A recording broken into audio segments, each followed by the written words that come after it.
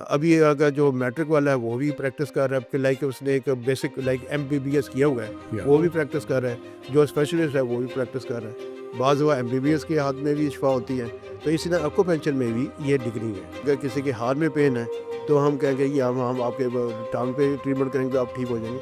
तो ये advance method है। फिर उसके बाद बैलेंस मेथड है। तो ये डिफरेंट किस्म के जो हैं तरीक़ाकार एक्यूपंक्चर में। जितने ये नए अभी ऐसी इलाज निकले हैं, इसमें बहुत सारे लोग बिलीव नहीं करते कि ये जिस एक्यूपंक्चर वाले के पास या किसी और ऐसे प्रोफेशन में हम जा रहे हैं तो वो क्रेडिबल है या नहीं है, या वो उसके पास कोई क्वालिफ़िकेशंस हैं या नहीं। आप ये बताइएगा कि एज ए कॉमन सिटीज़न अगर मैं सोचता हूँ मैं किसी के पास एक्यूपंक्चर के लिए जाऊँ, तो मैं किस तरह सोच सकता हूँ कि ये जो डॉक्टर है या इस फील्ड का जो स्पेशलिस्ट है वो क्रेडिबल है और उसके पास इलाज करने की वो सारी चीज़ें भी शामिल हैं जो वो उससे कर सकता है। सर अगेन वही मैं कहूँगा कि अल्लाह ताला ने जो शिफा है ना, वो हाथ में दी हुई है। जी जी।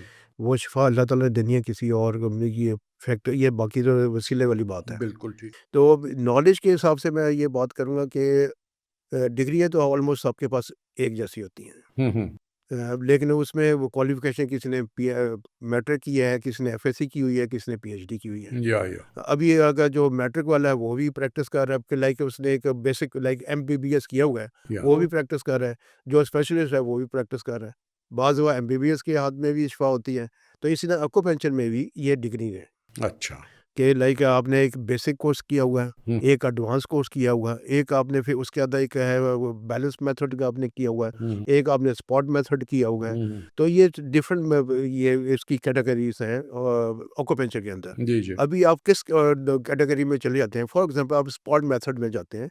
एक डॉक्टर है जो कि स्पॉट मेथड को डील कर रहा है। हम्म स्पॉट मेथड ये है कि लाइक आपके कंधे में पेन है, आप कहते हैं कि मेरे शोल्डर में पेन है, वो जाके आपके इधर शोल्डर पेन हम एक्यूपंक्चर कर देगा। जी जी। तो उसमें भी शिफ़ा है, लेकिन उसमें शिफ़ा हम लोग कहते हैं कि उसमें 50% शिफ़ा है।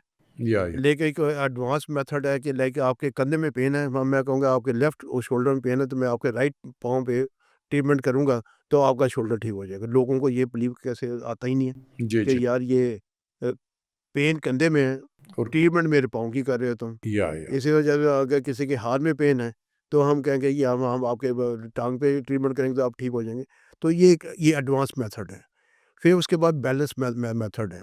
तो ये डिफरेंट किस्म के जो हैं तरीक़ाकार एक्यूपंक्चर में। अभी अभी पेशेंट किसके पास चला गया है, ये अभी उसकी लक पे है।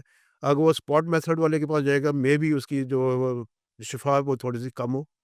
एडवांस वाले के पास जाएगा तो मेबी शिफ़ा ज़्यादा मिले उसको, जी ज़्यादा रिलीफ़ मिले, तो ये फ़र्क है। या तो बात सुने, बेसिकली जो इसके बाद जो एक सवाल मेरे जहन में आता है, क्या पाकिस्तान में भी कोई ऐसी इंस्टीट्यूशंस हैं जो डिग्री देते हैं इस फील्ड के अंदर, या नहीं सर, कोई नहीं है? एक्यूपंक्चर के लिए कोई नहीं है, ये सारा आपको बाहर से ही नहीं, बाहर करना से करना बाहर से ही पड़ेगा। करना पड़ता।